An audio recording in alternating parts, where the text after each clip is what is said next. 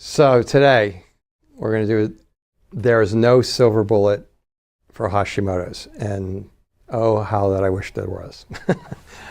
Okay, so I don't know. Today there's a lot of marketing going on. There is the internet, which you're watching right now, right? And it's kind of wild, wild west out there. There's nobody that really goes in, and I'm okay with this. I don't want to start getting into the whole controversy today of censorship and all that type of stuff. But the reality is there's nobody out there censoring people in this area, going, oh no, that doesn't work, or this works, or that miracle diet's going to work, and so on and so forth. And so I'm getting a lot more people coming to me with, have you heard of this diet? Is that diet? How come you haven't put out a book? Oh, I read this book, and this book says that. I had one yesterday. It came out with the intuitive mystic guy who said, okay, it's all Epstein-Barr virus, which it's not all Epstein-Barr virus. And so I get so much of this. I'm getting so much more of it and more of it, more of it, more of it. So the reality is there's no magic bullet. Look, Hashimoto's is complex. I should have gone over there and pulled out of my what I call my own control manual, the 10 pages that I go through to assess every single Hashimoto's case to make sure that I haven't missed any aspect of what could possibly be blowing them up. There's 40 different triggers to Hashimoto's. 40. There's 40. And actually, I think there's going to be 41 or 42 by the end of this year, just based on what I'm seeing relative to the COVID thing and some other things. And nobody has all those. Nobody has all those triggers. Who has 8 and who has 14 and who also has 8, but they're a different 8 than this person has over here. And so there's just a certain complexity to the condition that is unfortunate, but it's there.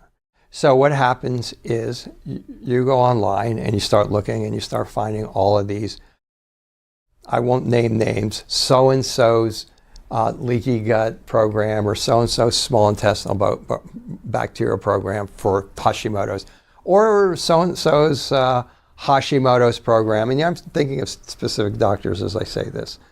And then I look at them and I go, there is maybe 10%, maybe 15% people who put out $1,500 or whatever it is for the supplements and the diet for that program's going to put you on, and maybe there's 15% of people who are going to do that are going to do well because maybe they are in the early stages of Hashimoto's, or maybe that particular diet, I'm even stretching it here, maybe that particular diet might be specific for that person, and just by doing the low level of vitamins, they might get better and get their better, meaning putting their autoimmunity into remission, their Hashimoto's into remission. But that is such a crapshoot. I mean, that's such Russian roulette, which is why you don't see Dr. Martin Rutherford's Hashimoto's, save your Hashimoto's, cure your Hashimoto's. I mean, there's one gal out there who's very, very popular on the top 10 list on the New York Times selling list, I think a couple of years ago, who claims you can cure Hashimoto's. I've read her book. There's a lot of good stuff in there. There's also a lot of stuff in there that maybe isn't right, but there's a lot of stuff in there, and it's hard to even read. My mentor has a book out called "Why Do You Still Have Thyroid Symptoms When Your Lab Tests Are Normal?" And it was written in 2008 and 2009. There's a lot of advances been taken on since then. But even if you tried to take that book and do it, and I know this from patients who've tried to do it, it's almost like impossible to do it for yourself. And there's like 10 or 15 or 20 other triggers that have come around since that book was written. So if I get 100 Hashimoto's patients, no 2 of them are the same. It is a massively complex issue. You have to be looking at diet. Listen, there is no one diet that's right for all the Hashimoto's patients. I'll even go a step further. There's no one diet that's right for any Hashimoto's patient. One of the things that we've come to be aware of is you're usually going to have to look at that person who has Hashimoto's, maybe they have diabetes type 2, they have food sensitivities, and you're going to have to craft like 3 diets out of there. Now, you might get on a diet.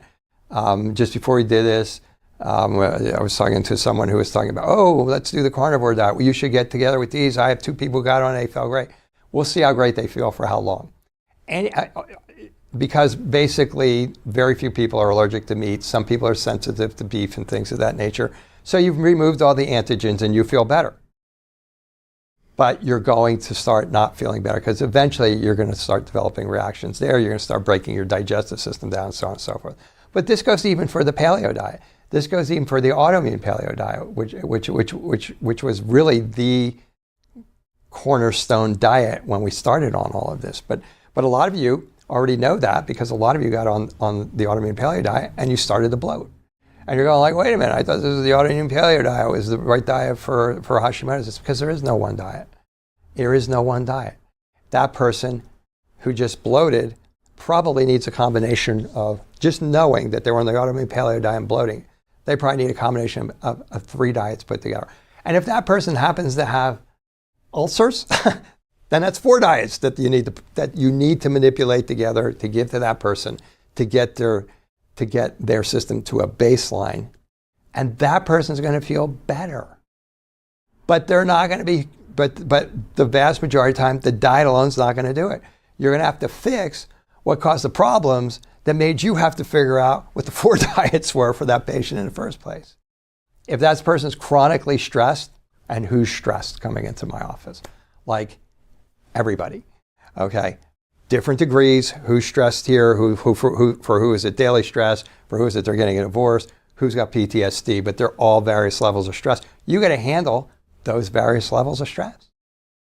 And how are you going to do it? I happen to practice functional medicine mostly, but I practice functional neurology, and this is where that comes in really handy because a lot of times you're a little bit more conversant in the nutraceuticals and that are effective in that area. And then you have to know, and then you really have to know the order to attack. If you're watching this, you probably know everything I'm saying is true. You have to know the order to attack. I had a lady came in not long ago, and by the time I got done, she had everything that she told me she thought she had. And I can tell by looking at her intake paperwork that she was taking all the right supplements for her stuff. But she was missing a few things.